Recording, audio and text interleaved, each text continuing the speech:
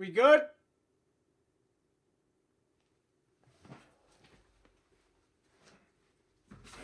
Did you say we're good? Start the countdown?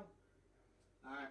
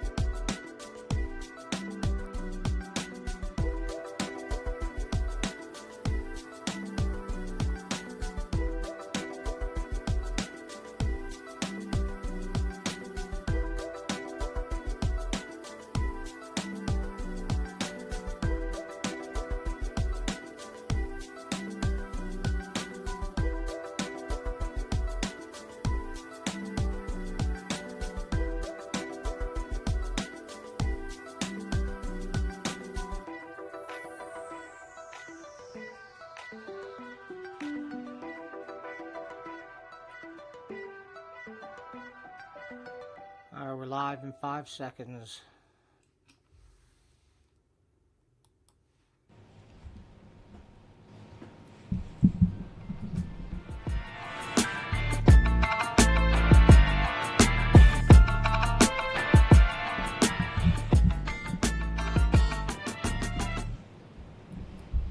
Alrighty, guys, what is going on? Welcome back, Late Night Green Late Night Edition, and we have a special co-host tonight.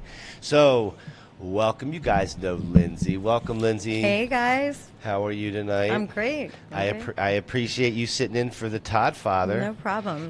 He's out tonight. Is he? But we're going to do a little tribute for him. I hope he calls in. Well, I don't know if we didn't set him up to do that. You know what? He has some brows that are going to be really hard to fill. Yeah. But I'm gonna try. So listen, I can't make too much fun of him tonight because the Eagles lost. The Eagles lost too. So anyway, welcome back to the show, guys. Welcome back, Late Night Green, and Ben is in the house. So yeah, talking to the mic because ain't no one going to hear you. Yeah. So Ben's in the house. What's going on? What's going on with Floki with me here, being a menace as usual. Yeah, please take him off. Thank you. All right. Holy Jesus. Yeah, right. He'll stay at home next time. All right, because Floki already took a piss here, so that's why It's a great honor. It kind of is if you don't have to clean it up. That's kind of my thoughts on it. But we welcome Ben to the show. Ben got a haircut before the show started. Lindsay hooked him up at the Late Night Green Barbershop. Yep. But we recorded it. Yep. And we're going to play it independently. And it was without me, so I don't know. We'll see what happens. We'll see if I'm canceled. Hey, by Jeff, tomorrow. I'm going to ask you when you get done, reset this so you're a little bit more zoomed in on me on the next time we go to that shot. It's all about Phil. Well, it's just a big shot that has a lot of extra space that we don't want. It's just the fundamentals of that kind of stuff. So Ben, welcome to the show. We appreciate you being here. Nice looking haircut, Lynn's. Good job. Yeah, thanks for coming again. Yeah. All right. Always fun to be here. All right, so let's do an announcement right out of the gate. Yeah. So if you want to be on the Late Night Green Barbershop, I don't think we have the graphic right at this moment, but we will, you have the graphic? I do. I have the QR code, and I also have, if you go to my booking app, you can book do it right that there. way. So if you Google Studio Mainline Gloss Genius, or just studiomainline.com, it'll say book now. You'll go under my services under Lindsay, and you will see our beautiful design of the moon. Late Night Green? Yep. Stoned moon. Yes, the stone moon, and it'll say, kind of the details of it, and you'll book yourself there. Gotcha. Mm-hmm. And so that's how you find your way onto the Late Night Green Barbershop set, where you will get a free haircut. And I never do that. And she never does that. So it's a very special thing. While you're there, you're going to converse with Lindsay. You're going to hang out with her in the green room. It's a fun time. The green room gets crazy. It's a good experience. You get to eat delicious high chews. Yeah, she brought high chews. It's just one of You those. can't even open them fast enough, right? No. Yep. So Turned them all out. So she brought high chews tonight, and you get to hang out with her in the green room. Mm-hmm. You get to smoke weed with you. Yeah. You get a haircut to your liking, so they get to say what they want, right? Yeah, they have some input. We talk about it. We come to an agreement, and that's what we do. Okay. But we have so much fun. Every single person that came here has a blast. Yeah, it's just a really good time. So Todd says that your brows are fine. Thanks, Mark. What's he say? We got to read this. Will my brows live up to his? And Todd goes, what did he write? Man, I can't even see it. I don't know where it is, but he said something about his brows or something about your brows are fine. I'm watching. Your brows are fine. Thank you for noticing. I did color them today, so I think you noticed. Thank you. So Todd tried to copy his. Todd Father's watching. Shout out to you. You guys lost. We lost. It's all good, Todd? brother. But we're winning because look where we are right now. We're winning. We're winning in life, and that's all that counts, right? That's all that matters. All right. So if you guys haven't known, and if you haven't seen, we have a new episode out of the Cannabis. And what he makes during this is a infused Delta 8 espresso martini. Ooh. Okay. And it's pretty awesome. And Is it really alcohol though? no, it's no Oh, good, alcohol. good. Yeah, so yeah. when you talk about the Cannabis, It's this always. this show has zero alcohol love on it. it. Yeah, zero alcohol. So we have a clip from the show, and we'll go ahead and play it now. But this is Steve making a espresso martini. All right, guys, we're going to build our espresso martini. So let's get to it. All right, so where are we going to start? Let's start with the Lapsang vanilla wafer infused tea. So this is going to be our Vanilla base. wafer It's going to lighten Lapsang things up. tea. I'm putting about 2 That already ounces in sounds there. amazing. Good solid base. Antioxidants are You're going to good. get that malty vanilla note. It's going to be great. I'm going to love it. We're going to use our cannabis syrup, about a half ounce for 15 This is me in milligrams. my kitchen. Something sessionable, something you can drink more than one of. You can just kind of pace yourself through the night. That's what you want. We have our chicory gum syrup. I'm going to do another half ounce of that. Chicory. So that's I don't going to know what add that is. thickness. It's He going to shows you how add to make it. texture. You didn't watch the Love episode. it. I Chicory love gum? it. Lindsay Does didn't it watch give- I'm going to Does it add give a you a quarter bigger ounce of this dot? espresso concentrate. It's really, really strong. Oh, And also yeah. really bitter and like sticks to your tongue. So I just want to do that just enough to kind the of RSO of espresso. be the primary flavor without being death in the glass. And I'm going to take just about an ounce of water. It's going to thin out the drink. Easy, buddy. It's going to dilute it. Because again, water doesn't dilute ice as fast as alcohol does, so we want to help it out a little bit. And I'm going to take about 4 cloves here. This is that spice, clove. They're so good for you. Oh, it's lovely. You smell it at Christmas. You put it in oranges. All right, I'm going Jeff. to take that. I'm just going to crush these up just So a little guys- bit. I'm going to shake it with that. So, That's so cool. that is a little clip of the really Canologist with our very own Steve, and it's sponsored by High Rollers Dispensary and Lounge in Atlantic City, New Jersey. That is where we filmed that. So that beautiful bar that you saw is indeed in a cannabis lounge. There is no alcohol there whatsoever. I love that. So it's really cool to be Yeah. able to see these high-end type. These are drinks that you'd spend $25, $30 for in the city at a high-end bar. That's what you're getting with this. And then he shows you how to make the bigger ingredients, like that Guam thing and the different syrups. So he goes into the kitchen, shows you how to make it in his kitchen. That's so cool. And it sounds like each one has a purpose. You know, he has Yeah. certain things for certain. Jeff, I don't know if you can cue that up to a part where Steve's in the kitchen, but let's show everybody what that actually looks like just for a minute, so they can see. And yeah, you can find that exactly. You're doing it. There we go. Right there's fine, and we'll play it right here. Do that overnight. You do it even longer. And after that, it's going to sit. But when it's in the slow cooker, you're going to put it in a water bath. You're not going to put it all the way out. Just about halfway through. And you're going to leave the cap loose because, of course, heat causes gases to expand, right? So you don't want to blow anything up. So you're going to leave that cap loose so that gas can escape. All right, let's put it in the cooker.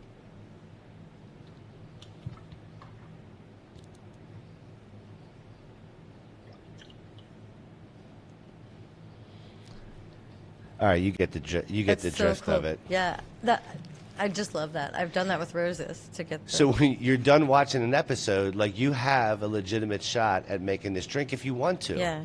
And so some people like to watch it just to kind of get an idea of like what you can do, but I think some people actually like want to make the drink. I and want so- to 1,000,000,000%. I think like Definitely. not or only you can take some elements you'll from feel it, or you'll feel better from like the nutrients that you're getting through all the different things, but also the cannabinoids. So as well. he made the drink, but then in another tin he made a mascarpone cream cheese, not whipped cream. Wow. That went on top of it, and it's like infused into this chocolate, not the chocolate, but this coffee or espresso martini, and it's dripping down the sides. I mean, maybe Jeff can show us. Jeff, if you can go to the end of that video and show us what the final product of that looks like, because I think people want to kind of see Yeah. what this drink. Did the came out martini to. thing You guys, taste do you like like this hat? This hat fucking sucks. No, it doesn't. I like it. Nice I was hat, actually too. looking and thinking it was cool. Do you like it? yeah. Is the alien another? What don't you like about that? Yeah. Tell me you don't love me. Oh, my There's that God. drink. Guys, it's He a looks little like a messy, magician. but so am I. Look at this drink. What? And I made you this drink. He is I want caressing you it. to enjoy it. Guys, we're going to Very come cool. right back. Take a look at that. Oh, drippy. Oh, let it drip. I think we do a zoom in. Yeah, there we go. Look at that. Oh. We're Pause. going to come right back. We're going to taste this guy. And we're going to let me know what you think. Taste this guy. It So looks that- awesome. Isn't that amazing? So I did get to taste this particular drink, and it's really good. Does it taste like the alcoholic drink though? Like or It tastes like it tastes like an espresso martini. so you taste the like the martini? Yeah, that's what you taste. So he does put No this, poison. and he makes the sours, and he does the whole thing, so you get that experience. And then he goes as far as like showing you how alcohol dilutes certain drinks, and why you have to either shake longer or add water to get the same effect that you would get if you were to put alcohol in it. So it's really Science. It's really cool. It's really cool. So yeah, guys, So make cool. so make sure you go over to the Canologist, like, subscribe, follow. This is a show that is on Friday nights, premieres at 7 p.m. just in time for the weekend. Changing people's lives. Yeah. Really, honestly. Yep. And so there are some new drinks coming up with the holidays. I know there's a Christmas edition. There's a New Year's edition. I'm still waiting for mine as well. Well, you have to come to Atlantic City. Okay, that's the deal. Okay, Yeah. I'm in. I'm in. All right, I'll tell you when it is. Okay. But after the show. All right. All right, cool. Cool. All right. So, hey, control room, tell me in my ear if we have the video for Weed Claw. Yes. All right. So, go to the wide shot real quick if you could, because I want to show everybody a new addition to the studio real quick. All right. So right here is Yes. our new Weed Claw machine that we made. Okay. So it is exactly what you think it is, right? It's the coolest thing you ever saw in your life. And so we have a little video, a little closer video of it so you guys can see it. So you can go ahead and play that now, if you have it.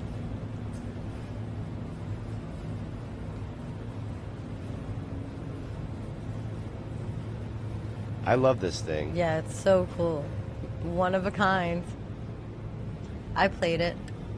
Yeah, you'd be blessed to put a quarter in that. Take a Yeah. try. You're going to win any which way you cut it. Shout out to Rob for coming to help us. Yeah, shout out to Rob and shout out to other people who can't be named for making shit like this happen. So we love Weed Claw, and we will be incorporating this Yeah. into our show. Come get a haircut. Yep. Play Weed Claw. All right. One more announcement. The Christmas edition show is on the 18th of December. It's a Thursday night. Mark your calendars. Mark your calendars. It's going to be a wild night. We're gonna have it. We're gonna have a good time that night, okay? And be prepared because we've got Pat from Infused Philly's going to be here, and we're going to be eating like kings. We're also going to have Santa Char here as well. Santa Char he's somebody who's been on the show before. You're going to like him. I'm excited. Yep, he's a real fucking Santa. Really? Yeah. What's the char? Is he, Well, his Something's up. his real name is Santa Czar. Okay. But Mary Jane couldn't say that, so Mary Jane kept calling him Santa Char, and I like that more. Yeah, I like it. It almost as Mysterious. I thought he was gonna be a barbecue. that's, or maybe he just smoked way Headmaster way or too much fucking weed. or you're There you getting go. charcoal and that's it. Yeah. All right. I know that So, life. so guys, make sure you tune in on the 18th for our Christmas special, and we're looking forward to it. And as we get closer to it, we'll tell you more and more about it. But yeah, we're gonna have a good time. All right. So for tonight, what we got going on, guys, is we are going to take another step back, as we did last week in our series that we did on Cough Country News. I'll ask the control room to get. Late night queen Nope, straighten up That's still a the great day. song though. You know what? That's a great tune, but that's not the one we're looking for. So what we need is the video for Steve. If you can get the video for Steve queued up, if possible. And what we're going to talk about is a segment that we did on Cough Country News, Strains of Yesterday, and this one was Acapulco Gold. And the premise of us doing this now is to go back and, just kind of let everybody know what we did and kind of show, what we It's did. so cool to you guys can see both. But what I really like about this the most are the comments that we got. So we're going to look at comments. So first we're going to look at the video that the They're comments. so happy. Like, they're Because so this creates such a reminiscence, nostalgia. and it's so nostalgic for some people. And when you read these, you'll also get the notion that it's very magical in a way. I For just want to try them. yeah. So let's play the video for Steve, and then we'll come back and look at comments. Yeah, and then next week we need to have like a theme song for it. We need a theme song. Oh yeah, need a theme song. Yeah. Okay. Are you on air? Or are you You doing might have a hard talkback? time Yeah, finding I'm on it air. today, Okay, but he's on Acapulco air. Gold, the original connoisseur weed, was a defining legend in the 60s and 70s, even into the 80s. Its name was Pull down the synonymous graphic. with primo weed for decades, and with such a universal upbringing, where did it go? Whatever happened to Acapulco Gold? Acapulco Gold came from a sativa landrace that originated in Mexico. It was a strain that settled in the Guerrero Mountains east of Acapulco. The combination of the higher altitude, the long tropical days, and the Pacific winds that came together to create one of the legendary strains of the cannabis world. It was a super strong one, clocking in around 20% in the 70s when everything else was close to 5%. It was in such high demand that by the time Cheech and Chong immortalized it in song, no sticks, no seeds that you don't need. Acapulco Gold is badass weed. Columbia University in New York had its own There's the dedicated song. smuggling route just for the green gold that wound its way through Austin, Texas, all the way to the Northeast. But by 1967, the summer of love, Acapulco was being passed around as the primo bud in San Francisco, and it became a cornerstone of the counterculture movement at the time. Now, Gary Tovar said the gold color came from the natural conditions the strain was grown in. The wind off the Pacific Ocean would actually burn off some of the chlorophyll in the leaf and affect its flavor. And he's the man to know in the story of Acapulco Gold. Gary Tovar was the main guy running it across the border and satisfying the U.S.'s thirst for high-grade marijuana. He's But he the wasn't man. just a smuggler. He was also a big concert promoter. And as it turned out, it's Not all Acapulco heroes Gold wear that launched capes. music into the 80s. Gary's promotion company, Golden Voice, named after another strain of marijuana, was one of the main groups bringing British punk bands like the Sex Pistols over to the States, changing the direction of popular music in the U.S. forever. He was the very guy that jump-started the punk movement in America. And how could he afford to bring all those bands over here? That's right, you guessed it, through his sales of Acapulco Gold. He said he spent over $4 million of his profits smuggling the weed to push the punk scene forward. And he was so good at it, they didn't catch him until 1991 when, they sent him to prison for a couple years. But his company, Golden Voice, would go on to found the world-famous music festival Coachella that occurs every 2 weekends a year. I Every would 2 do a weekends couple every years year for in that California. life. Now, Acapulco Gold is a pure sativa, and it's known to have very energizing effects, but relaxing, leaving you clear-headed. It's got an intense, fruity flavor with a bit of spice to it, which makes sense since its main terpenes are myrcene, like you would find in mangoes, limonene, and Love that one. beta-carotene, like in black pepper. Now, because of how cannabis is grown today, not exposed to high-altitude Pacific winds, Acapulco Gold probably wouldn't have a golden color, even though purists say that's what gave it its flavor. And after decades of growing, different growers will have different strains of the original variations. But the original Acapulco Gold gave its genetics to the original skunk strains that started coming out around the 70s, considered the backbone of modern cannabis breeding, and some of the haze strains that came out at the time as well. So if you've ever smoked it or you've got a story about Acapulco Gold, let me know in the comments. I want to hear about it. All right. So, what do you think about that? It's informative. I love how Yeah. Steve did that, and love in a very short package, he tells you a whole lot about how Acapulco Gold. Now, I will say that I don't think I've ever had it. I think it's skunk. I think it's modern day skunk. That's what No, it's old day. yeah, but what Yeah, you I would don't call think it I now. don't think I've really had it. Like, either. could we find? Is that still a seed No, that's available? so basically there are dispensaries that sell Acapulco Gold, but like any of these Yeah, like sour diesel is, most people will tell you real sour diesel's gone. And that's probably because whoever had the clones lost the clones. So there's probably seeds now, but, effectively what you're talking about is, daughter That was of 5%. sour diesel.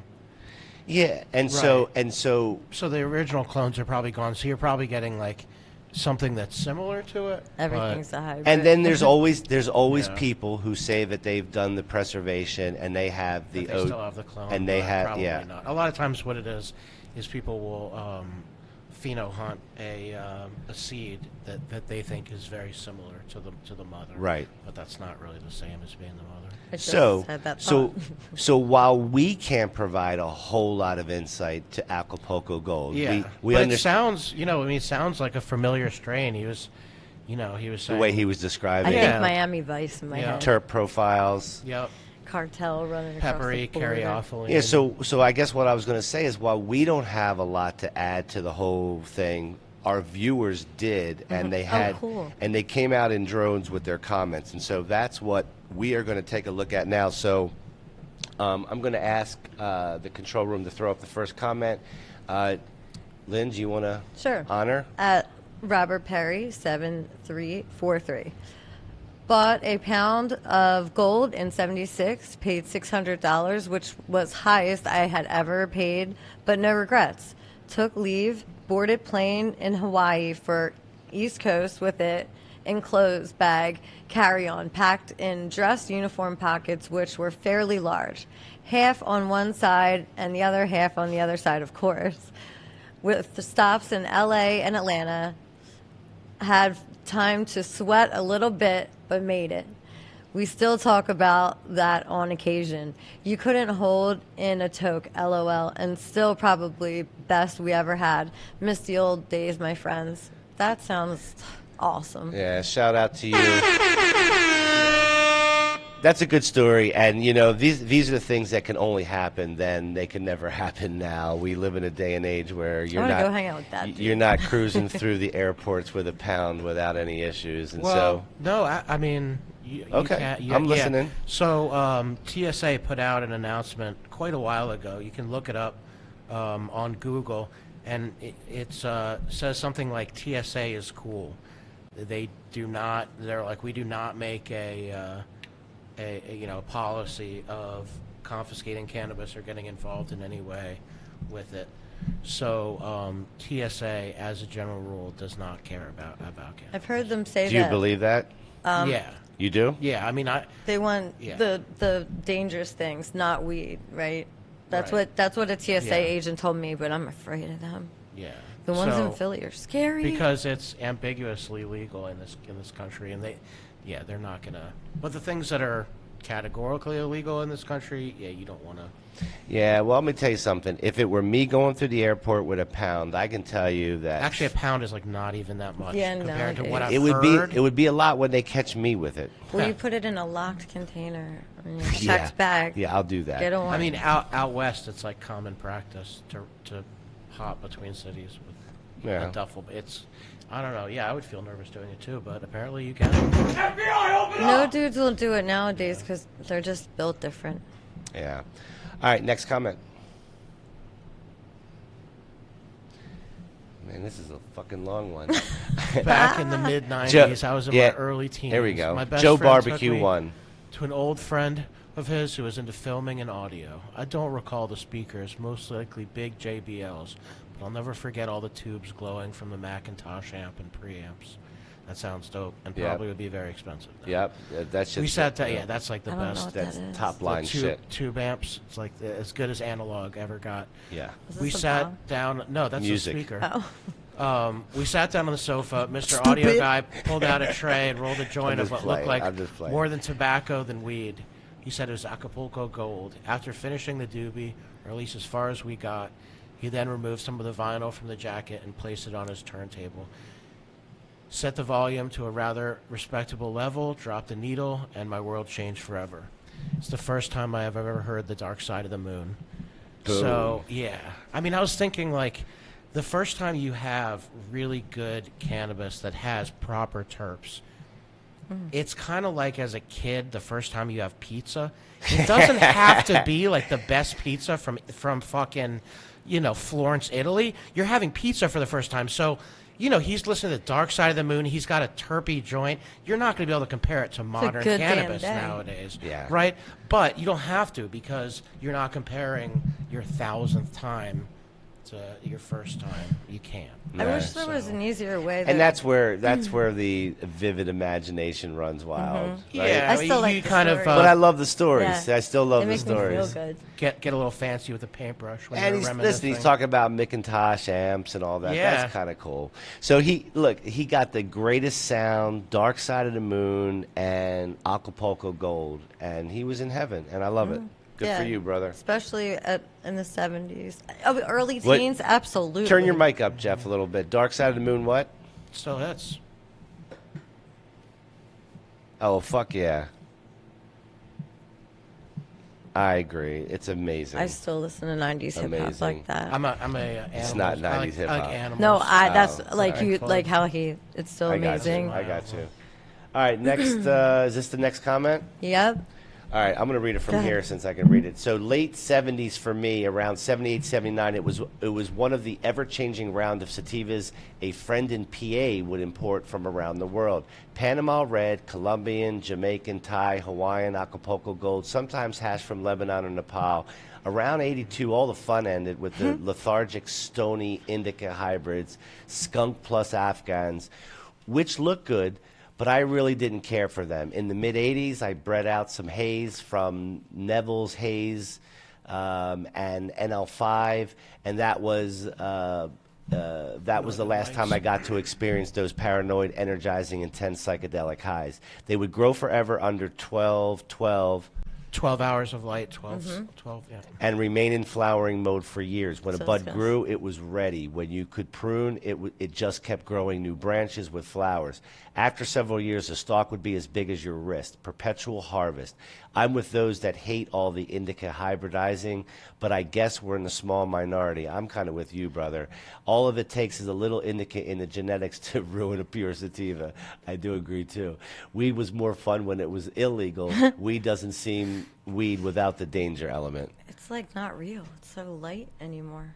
Any, You know? any thoughts on Chad I Klein? absolutely do.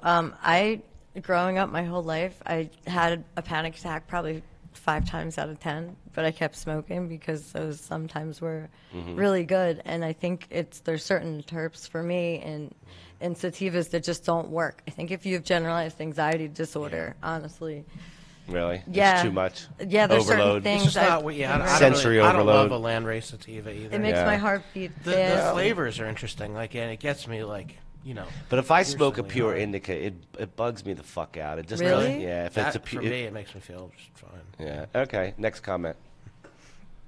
Go big screen. Go ahead. Read go this ahead. with Donald Trump. Go ahead. I had tremendous success. Sorry, go ahead. Go ahead, Linz.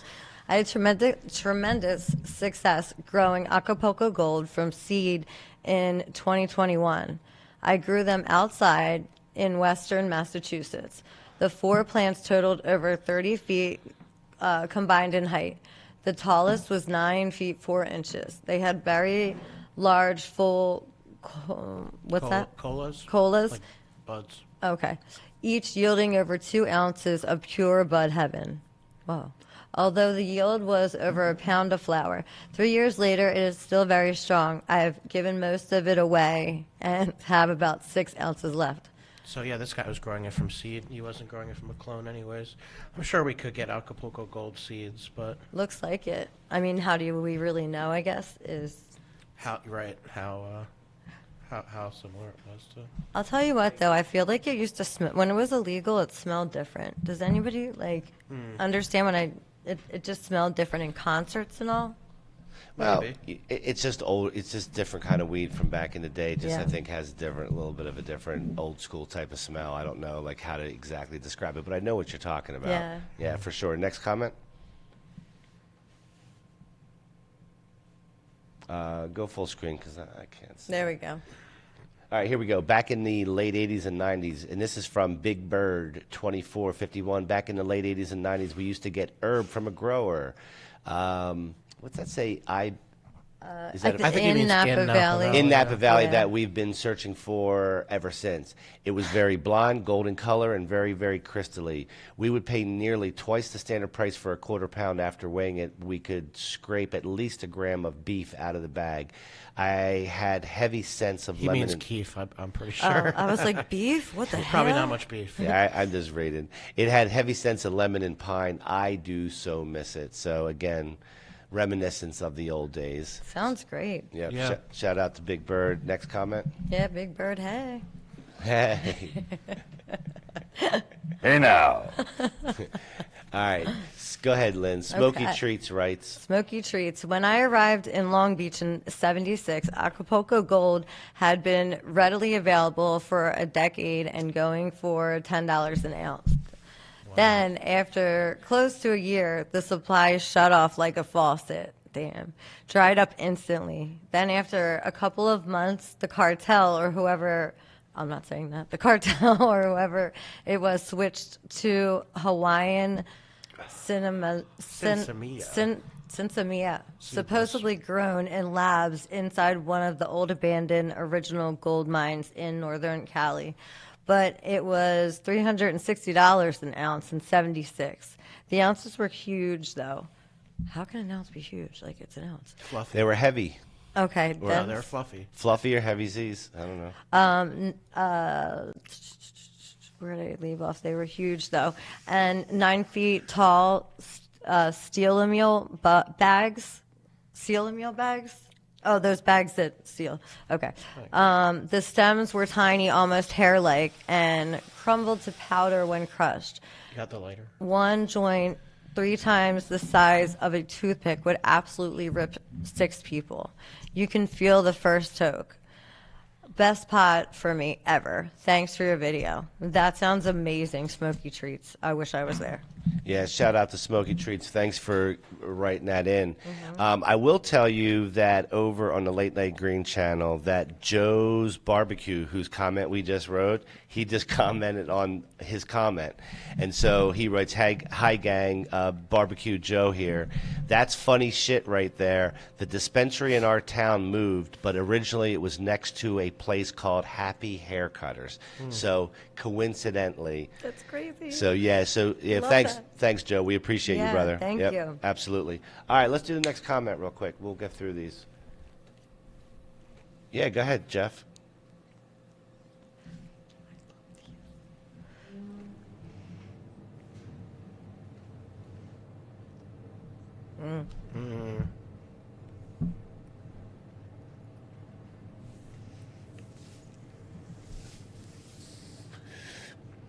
Thanks. It wasn't even that long ago. I know, like, the young bucks are watching this thinking, like, oh, well, no, it wasn't But even here's that the long thing ago. that Jeff's talking about. The thing that Jeff's talking about is that we didn't have social media back then, and so we heard rumors like, oh, shit's going to dry up, and these rumors were like the way social Yeah. messaging got through. So you'd go and you'd try to get what you can, because when you heard it was going to dry up, that was it. You weren't getting any. stash. You weren't getting any fucking weed. And you had to go up the hill both ways in the snow with no shoes, right? Yeah. 20 miles. But you always figured it out. Right. Yeah. The summer would be Hold pretty on, he's dry. talking. Hang on, he's talking. Can you hear him? Okay. I just don't want to talk over each other. Go say that again, Jeff.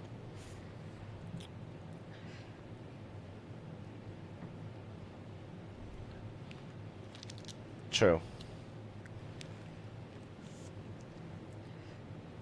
And then it wasn't. That's right. Forgot about that. Yeah, I mean, you did your purchasing based on outdoor growing seasons, because that was what was available then. And forget picking it. You got what you got. Yeah. So, all right, let's go. All right, cool. Anyway. I bought a 70s rock collection and 33 albums out of an estate auction. Here you go, Ben.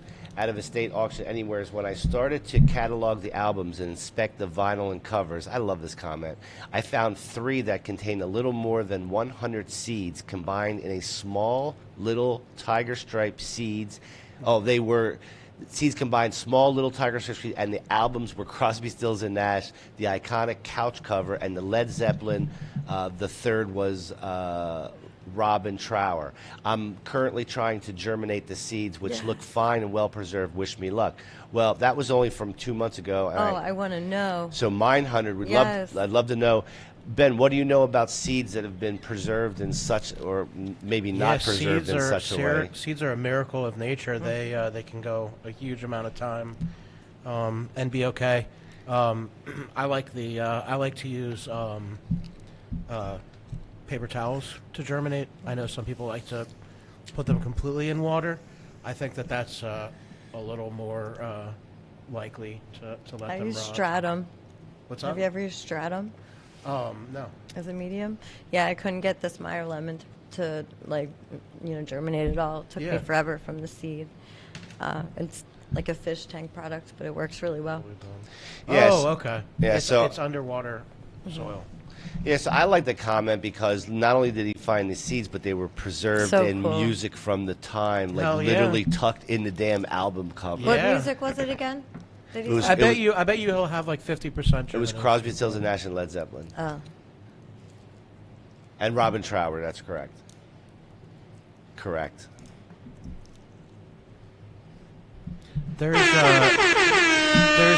There's like a bunch of stuff that's coming alive from the permafrost that's coming unfrozen, and that's like 12,000 years frozen, right? Since the last ice age. So what? we There's might- 50 years or whatever. So we're going to get it's some actually- prehistoric weed, is what you're saying? I'm saying his 50 years is actually not, 40 years or whatever. Right.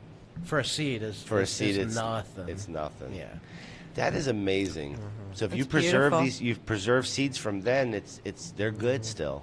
Yeah. That's awesome. All right, next one. In 1979, this is from Isa Abdul Haq. In 79, high school bathroom, and a friend was tapping a bag out of some Panama Red, and it popped out the prettiest bud of, and out popped the prettiest bud of Acapulco Gold. Let's just say that when we went back to class, our teacher decided not to have class that day. To paraphrase, he said, "We all looked like we had a good lunch, and he was going to go get coffee. Just stay in the classroom, and you won't get a failing grade." That's a Amazing. cool teacher. That's a great fucking That's a great teacher, teacher, man. yeah. Shout out to teachers like that Yes. across the country who understand the value of getting high at school. We appreciate That's you. a lesson in itself right there. Hell yeah. My man. How to All be right. cool. Right on. Go ahead, Linz. All right, Random Precious Motors. Precision Motors, I'm sorry about that. Found a half ounce of some kind of gold pot my brother forgot about when he moved out. Based on how absolutely stoned we got, we assumed it was the ubiquitous A gold, not any green, brown, or red in the bud, just yellow and sticky. Hey, sticky, now. icky, icky. Hey now. Hey now. So he made sure to say that it was gold. Yeah. They did say in the video it gets sun dyed. All Oh, right. that's why it's gold? I don't know how many more we have here, but I'll work through this. MJ Fletch 57. You want me to read one? Yeah, go ahead, Ben. First and last times I tried AG, I guess, in 1975. Up until then, we were smokers of the Mexican compacted weed with plenty of seeds and stems. Unfortunately, I know that stuff. The AG was nothing like we'd seen before. No seeds, just buds which were brown and foreign-looking. The taste was incredibly unique. The last thing I remember before the AG high turned me into a zombie. Fast forward 50 years, I've yet to find a strain of weed that even comes close to AG. With all the genetic manipulation used by growers, you'd think that someone could come up with the original characteristics. Any recommendations? So he must have been like a zombie that was an accelerated zombie. Yeah, it makes me want to try it.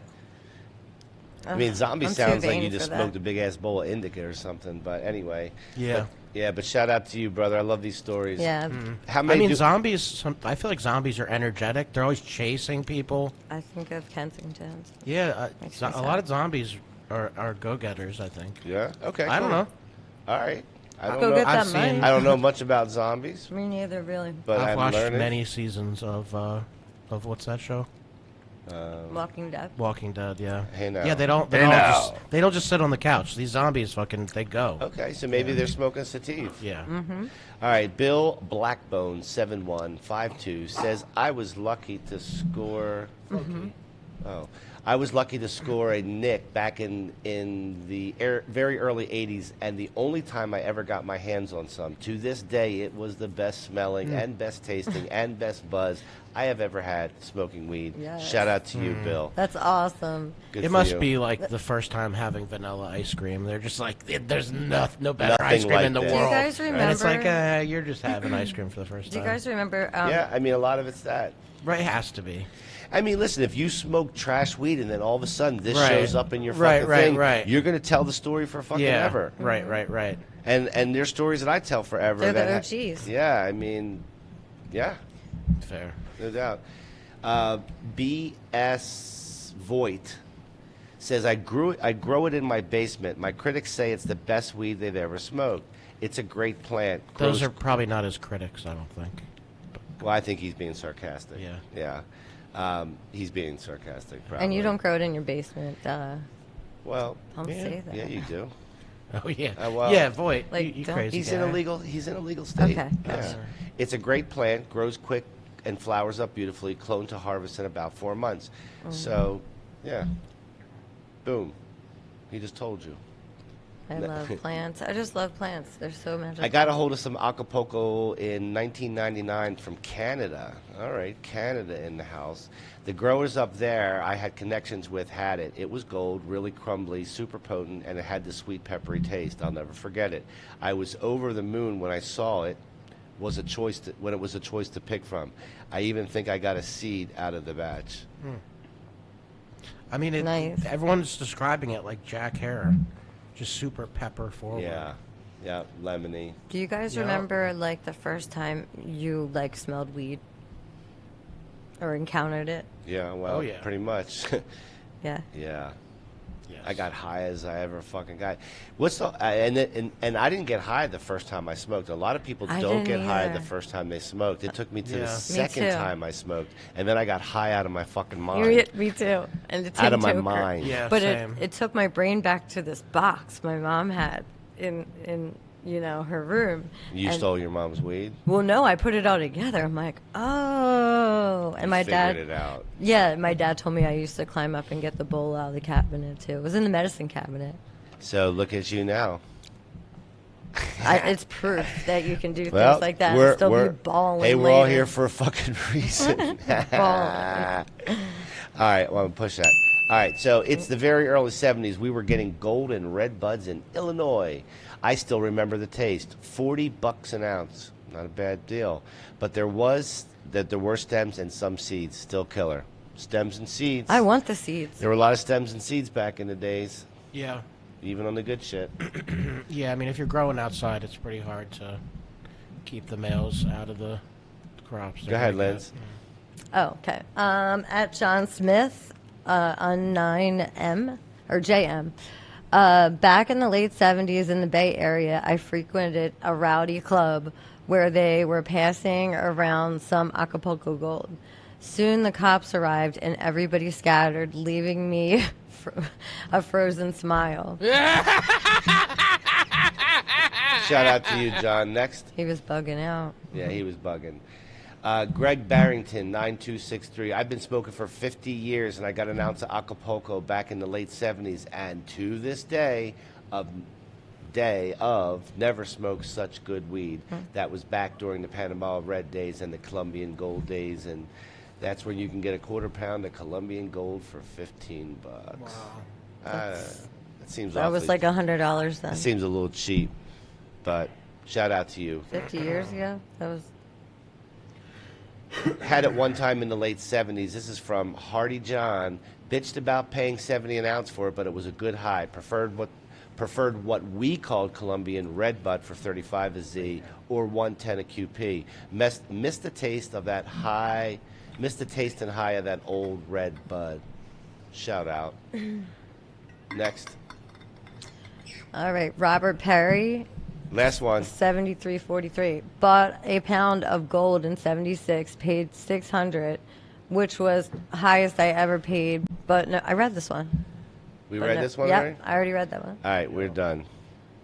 All right. All right, come bring it back to us real quick here. And all right. All right, guys. So what we're going to do is we're going to queue up a commercial. I enjoy reading those comments. Me I hope too. you guys Makes like me them happy. too. They were. I just think they're really good reminiscent Connection to stories. history. It's a connection to history and how people perceived it, and really, it's a time where, you know, weed wasn't that good, and then it got fucking really Maybe good. we need the five instead 5%. of yeah. Maybe they were onto something. Well, It I don't sounds know. like there was something there. Yeah. Well, listen, we're going to continue to find out. Strains of Yesterday is a fascinating subject to me because Yeah. it's the history, History. right? It's the history. Yeah. All right, Jinx. so here's Jinx is right. So here's what we're going to do. We're going to take a commercial. When we come back, we've got about 5 news stories. They're pretty fun. And then we'll do a quick strain of the day and get out of here. And we'll be back right after this.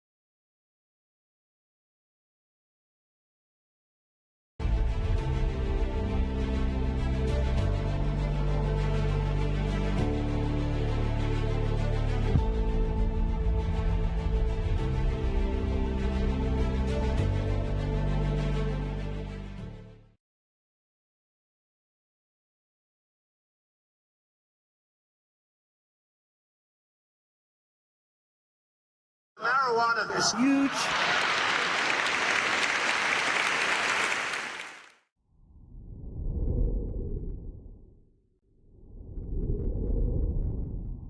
So many dispensaries have resorted to a bland, impersonal shopping experience, where you often don't even get to see a sample of the cannabis you're planning on purchasing before you buy it. If you're looking for that extra personal touch, come check out High Roller Dispensary in Atlantic City, New Jersey. Our staff are avid cannabis connoisseurs who are sure to help you find the strains that fit you best. Whether you're looking for premium flower, edibles, concentrates, or tinctures, we have you covered with over 100 different strains to choose from, all of which are able to be seen, smelled, and thoroughly examined in our elegant showroom. If you're in a rush, we offer a seamless online ordering system that allows for in-depth exploration of all that we have to offer. So whether you're a novice or a seasoned stoner, be sure to stop by High Roller Dispensary and we'll make sure you're floating on Cloud 9 by the time you leave.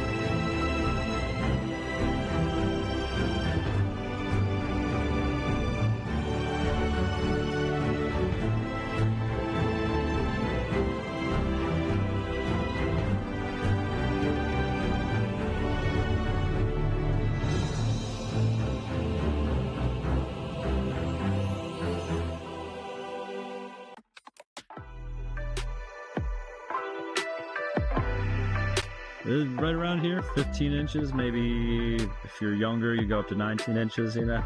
Yeah, you know, you already went the big age. Sometimes a CIO might make commitments to a CEO that they just can't fulfill. And it's very hard to succeed in those environments. You really want to be able to set the expectation right up front. How would you feel with no sex, no weed for a month or two? I'm going to be really angry. I just feel sorry for Jake. Yeah, Jake's going to get fucked up. Wow, this is Phil. Yeah, for this is all you. This is the Cough Country OG pink hoodie.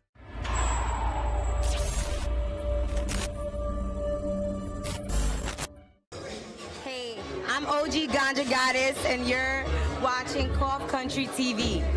Peace. This is Chef Marvin Jane, and you're watching Cough Country TV, live from New York.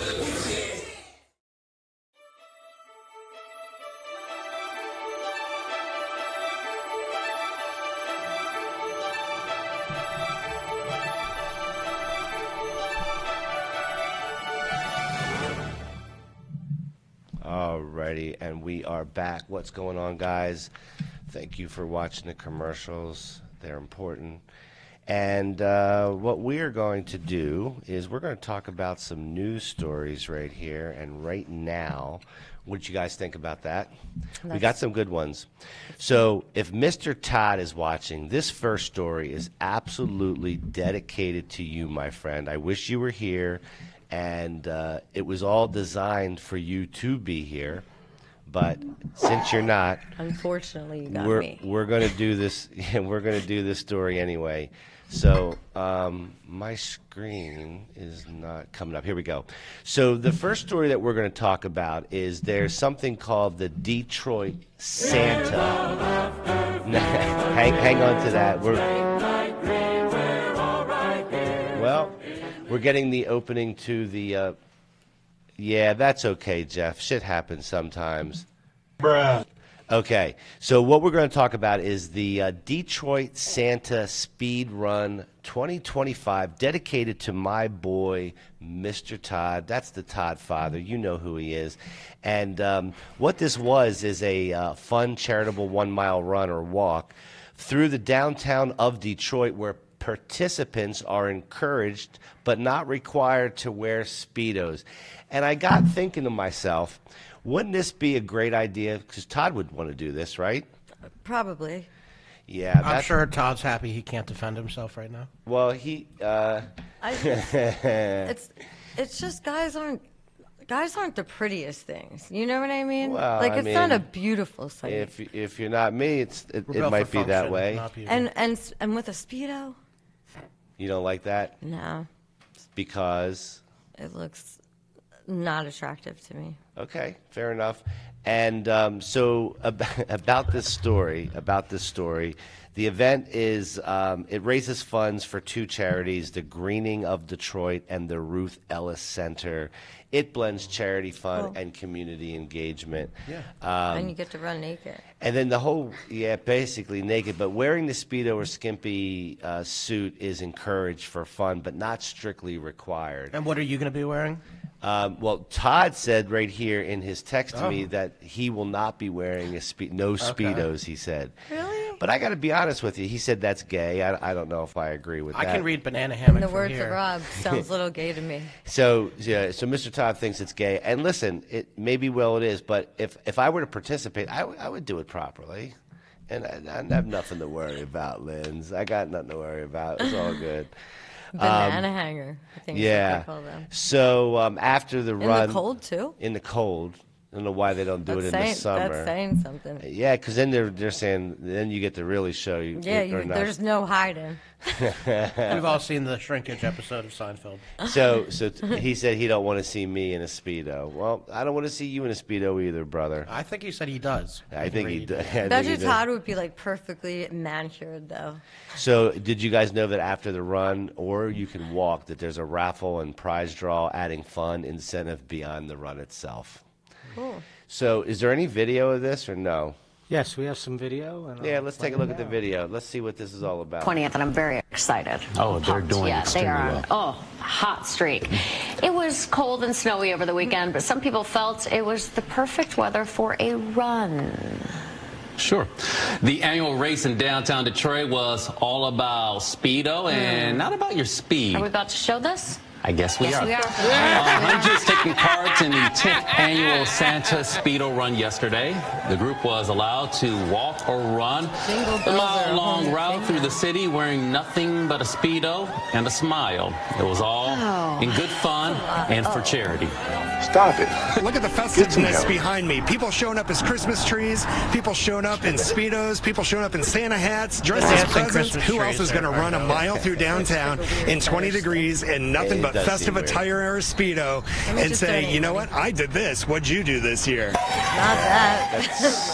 That's super. The money raised benefits several local nonprofits, including the Ruth Ellis Center and the Green of Detroit. One guy's got tits, and they're all hugging each other. She's super fucking disturbed. Go ahead. This girl feels like me. Yeah, take it off. She's super disturbed by the whole thing, and I don't blame her. She's sitting there. She has to read this fucking story. We did it electively. She did not choose to do this. Well, you know I what I relate mean? to her, though. Yeah, okay. I relate to her, so do I. So anyway, Mr. Todd, I was thinking of you, my brother. This is why we did it. We thought this would be a good one. He says, I'm not in beach shape yet. Yes, I am, brother. I'm just wearing a lot of layers, man. It's cold. It's cold. Got to always stay in beach shape. All right. So the next story that we are going to talk about. Seals and yeah, seals are on the beach. Yeah, right? I stay in that one guy, seals on the beach shape. I'm telling you, the one guy had B cups. Did you see the B cups? I saw a lot of jingling bells everywhere. And they're hugging Balls each other and shit. Things are moving around. It was a lot to see. Todd thinks I'll fit right in. You're lucky I'm reading your shit, brother. I don't know why you couldn't be on this screen right here saying all your nonsense, but anyway. Finish him. All right, so the next story we're going to talk about is Virginia adult use legalization. So this is something that the citizens of Virginia voted on over a couple of years ago. And it's taken them this long and a new governor to get their fucking act straight to even be able to roll this out. So what's happening is the Virginia Marijuana Commission unveils a plan to legalize adult use cannabis sales under new pro-reform governor. So the old governor is, let's see, the old governor is this guy named, what the fuck, Young Skin or some shit? Hold on a second. It'll be in Youngkin. Youngkin. And then the new governor, I don't know, I don't have this shit. This is why I need Bill here. Bill, this is why I need you, brother. It'll all be in the video. Yeah, so former government Youngkin who opposed it, and the incoming pro-reform governor makes 2026 the best chance for full legalization. And so what they've done is they've set up legal retail sales statewide, so localities cannot opt out. So they can't, certain communities can't say, no, I'm out. So that's good. Sales could start as early as November 1st, 2026. The licensing system is designed to prioritize small businesses, local Virginia-based operators, micro businesses, and social equity applicants. So the limits are also placed on the MSOs to prevent market domination, which is smart. And then full regulatory framework. So there's testing, packaging, distribution, growing, processing, tax system, and revenue distribution, and then zoning rules, meaning they have to be certain distances from schools. That was medical? No, this is adult use. This is recreational. The Commonwealth, I was really thinking. I mean, and this ends this legal limbo that they've been in for basically, I think around 2 years, where possession was legal since 21. So it's been even a little bit longer than that, but no legal stores existed. Isn't that whack? And that's the same way Maine did it. Maine, for quite a few years, they were legal to grow and have, but there was no legal place to purchase because they didn't have that system in place.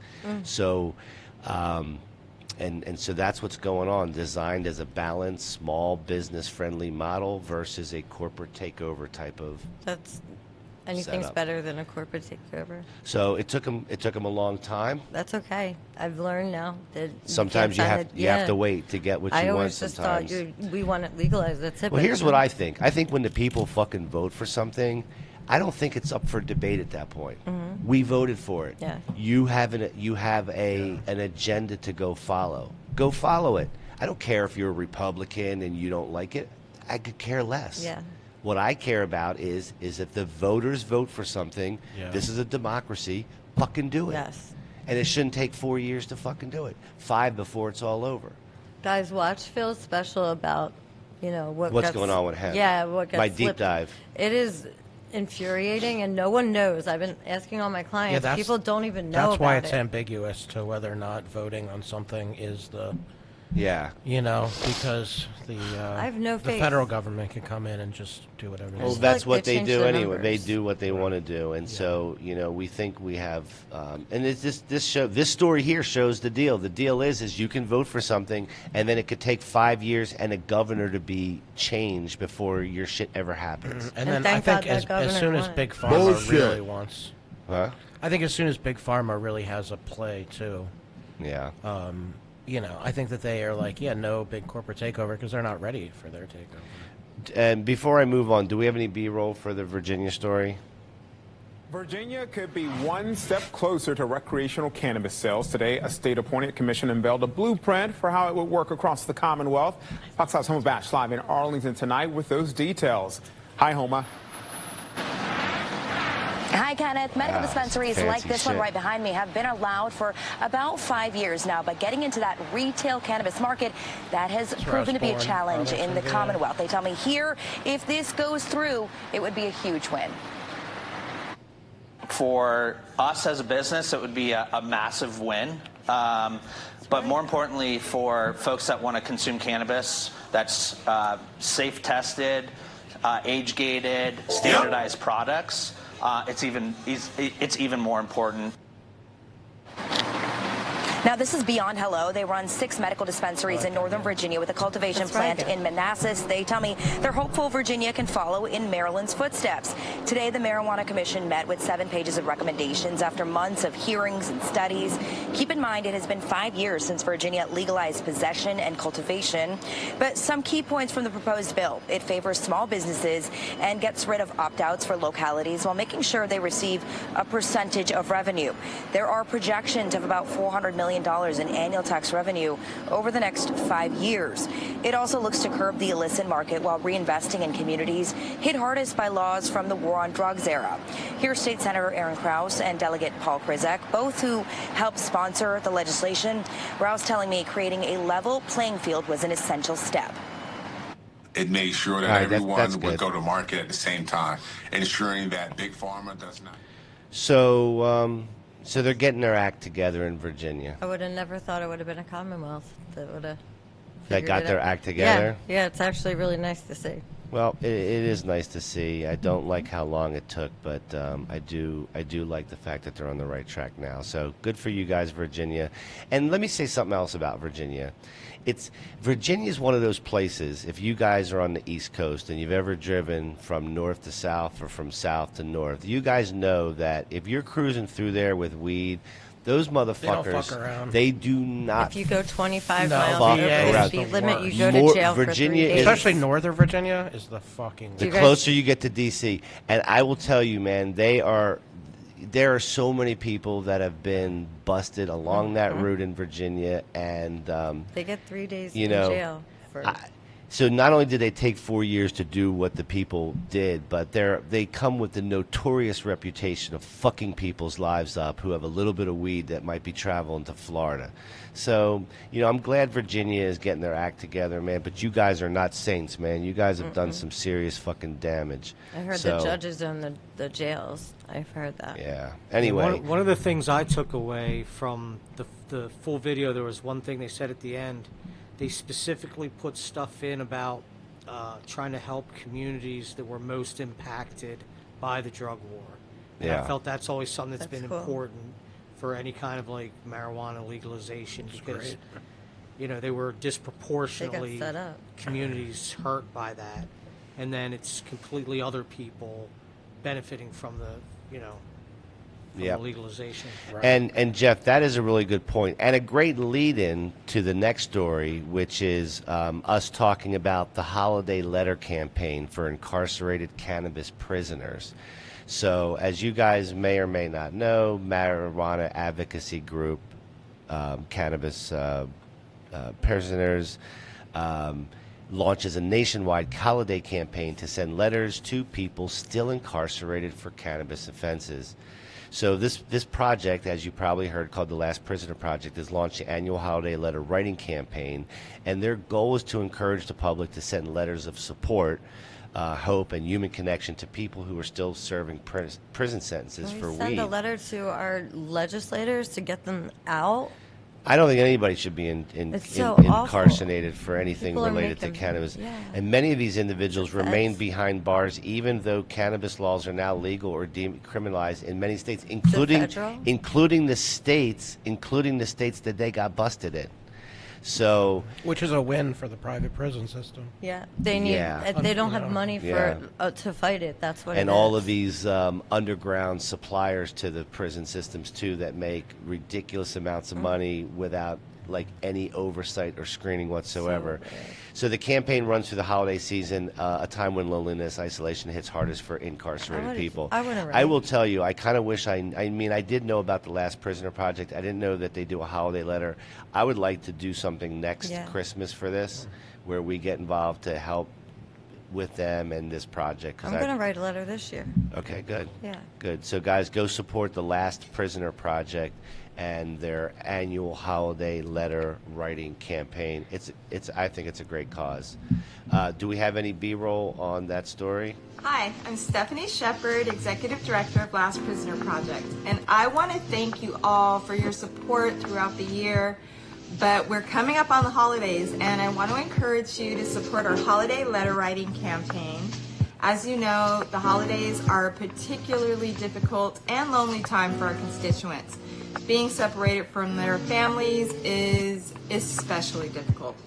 So let's remind them that they are not forgotten and that they are being fought for by going to the Take Action page of our website at www.lastprisonerproject.org and read some of the constituent bios and send some words of encouragement this holiday. I know they will really appreciate it. So thank you and happy holidays.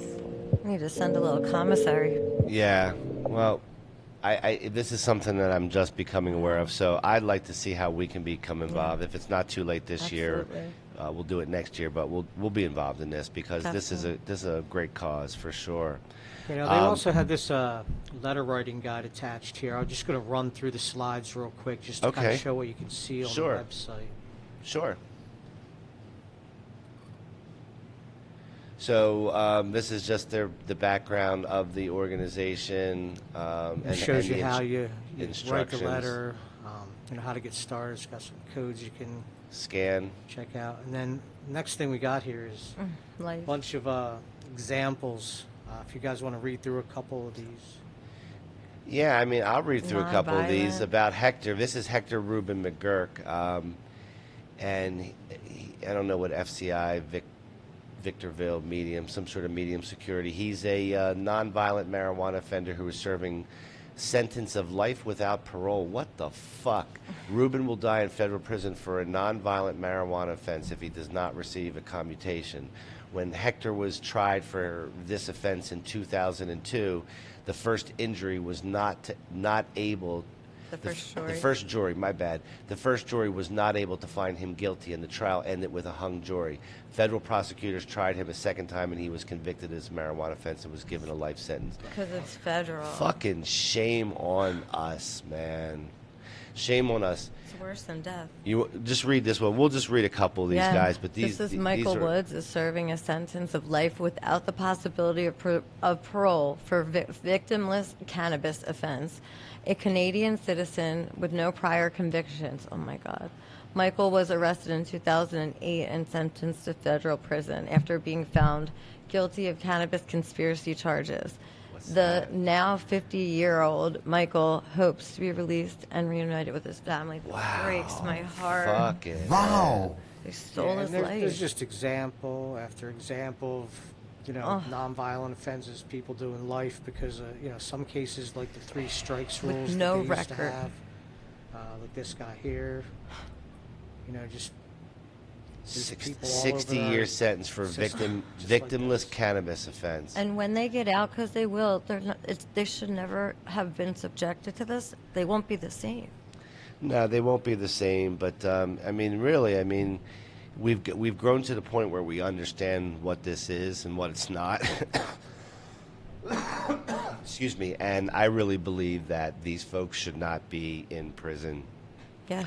I mean, I don't know exactly what they're, but when you say need money to fight it. when you say non-violent offense, No, of course they shouldn't be. they should not be. A life sentence for a non-violent And cannabis first offense? Yeah, if you put a gun in someone's face, maybe, but that's not what wouldn't even these are get that about. Rape, you don't get anywhere close to that type of time. And that really needs to get fixed. Yeah. That needs to get fixed, guys, for sure. Makes me so upset. Yeah, it really does. Me as well.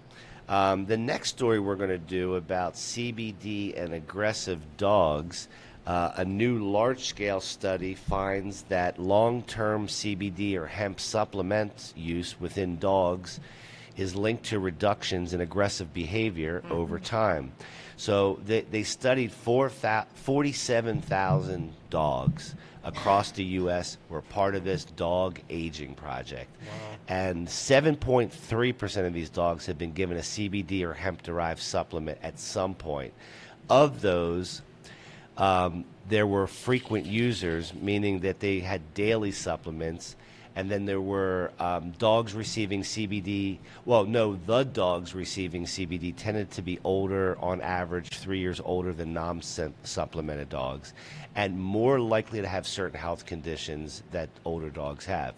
So behaviorally, while CBD supplemented dogs reportedly had higher aggression initially, over time their aggression scores declined, and by the study's end, many exhibited below average aggression compared with dogs that never received CBD.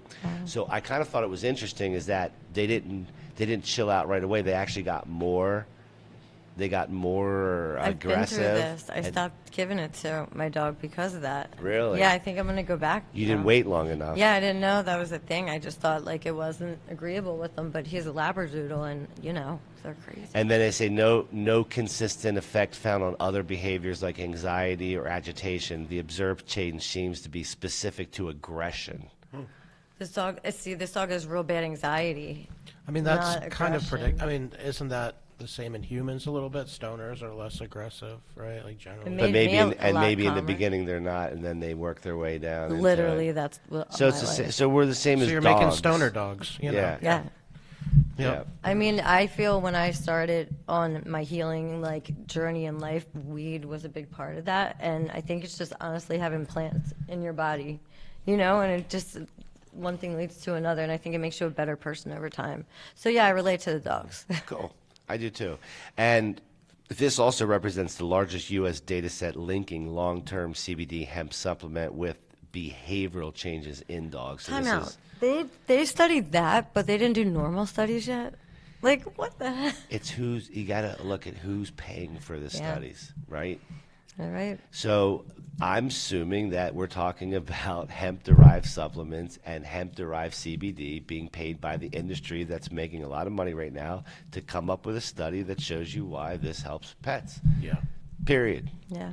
That's why your studies say what they say. Do we have anything about the dogs? No, we don't have anything for this story or for the next one. No Okay. puppies? All right. So what do you guys think about this next story, which is a lawsuit? So basically, this Dalitso LLC, which is a dispensary, a subsidiary of Jushi Holdings, they sued DoorDash, Total Wine, and others, Total Wine and More it's called, and others for alleged illegal hemp TH sales in Virginia. So a dispensary decides they're suing DoorDash and Total Wines and More, which are delivery services, right? Mm-hmm. And they're doing it because they're saying that they are allegedly illegal hemp THC sales. So basically, they filed a lawsuit in the Virginia Circuit Court of Arlington County just this past October, at the end of October. The defendants were named DoorDash, Total Wine and More, and several other producers other producers and distributors such as Grayscale Brewing, Specialty Beverage, and Costello.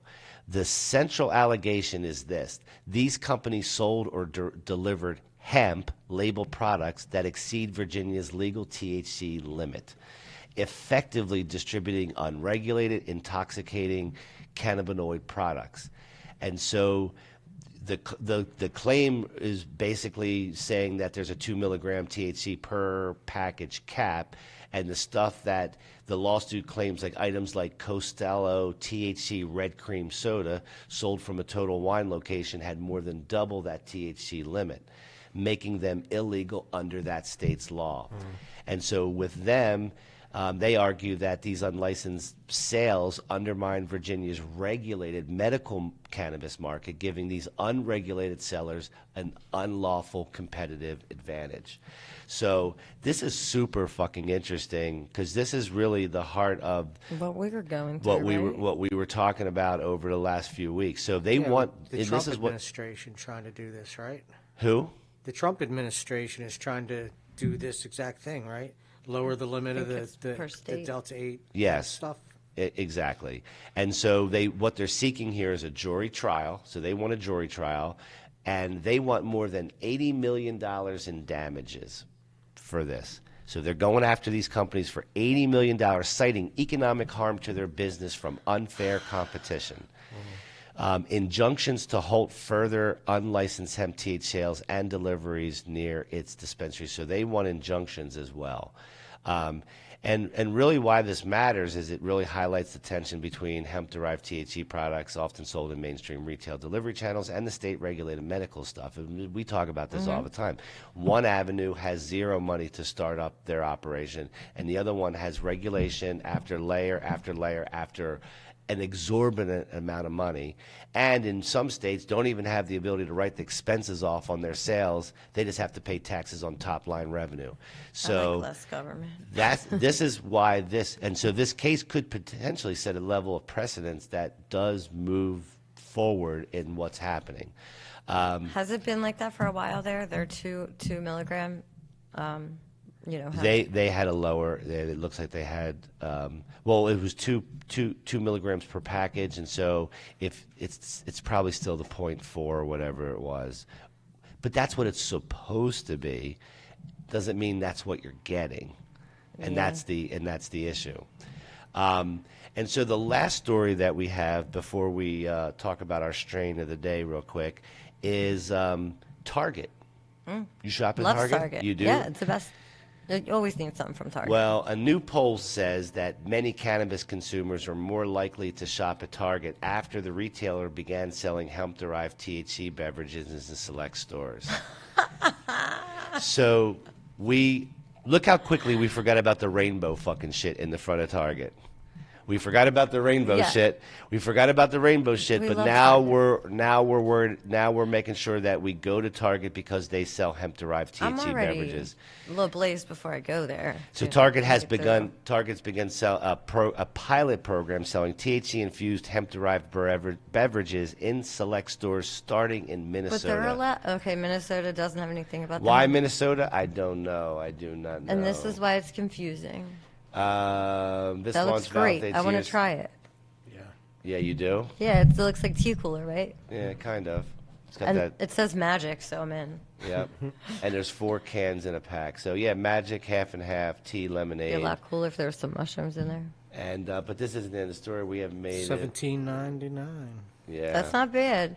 For a 4-pack? Yeah, because I was in the city with my mom and her best friend over the summer, and the apartment condo place had like a little, grocery store, like a nice high-end one.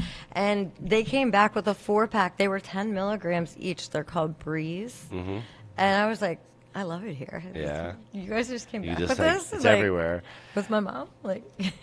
So that's not a lot of. But now that's not a lot of edible. But. So 50% of these poll respondents, they they said knowing that Target sells THC drinks, that makes them more likely to shop there in the future. 34.4 said yes, but only if their local Target carries the THC beverages.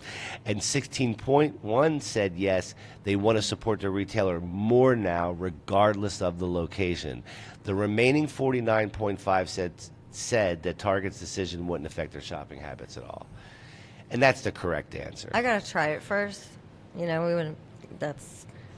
I'm not going to a store just because. I mean, if they're the only place that sells it and I want it, then maybe I'll go there to get it. It's kind of cool that they're doing it though, so I would like to support that. Plus, I like to go to the store high. Yeah. Okay. So it also represents one of the first major big box retailers in the U.S. to experiment with selling hemp-derived. I know, with THC in the mainstream stores. I mean, listen, it is what it is, and I'm not more likely to go to Target because of that. If I have to go to Target, I'll go to Target. You don't want to go shopping anyway, do you? You're an Amazon guy, aren't you? I do some Amazon. Yeah, I feel like you're an Amazon guy. But I'll go to the store too. Yeah, I make appearances. Like, fuck that, I'll do that. Right on. All right, so guys, that is the news for tonight. So here's what we're going to do real quick. We are going to come down off of the YouTube channel. So if you guys are watching us on Cough Country TV or you're watching us on Late Night Green YouTube and you want to hang out for the Late Night Green strain of the day, which is Mac and Jack. Hit them with the slide real quick so they can see what they're going to miss if they don't come to Rumble real quick. Mac and Jack, baby. Mac and Jack. That's what we're up to tonight. So, I'm interested. All right, so guys, we are going to come down off of YouTube right now and come on over to Rumble. We're going to do Strain of the Day over there. We're all going to try it. We're going to talk about it. Lindsay's going to look it up and and we're going to tell you about it. So, control room, tell me when we're clear.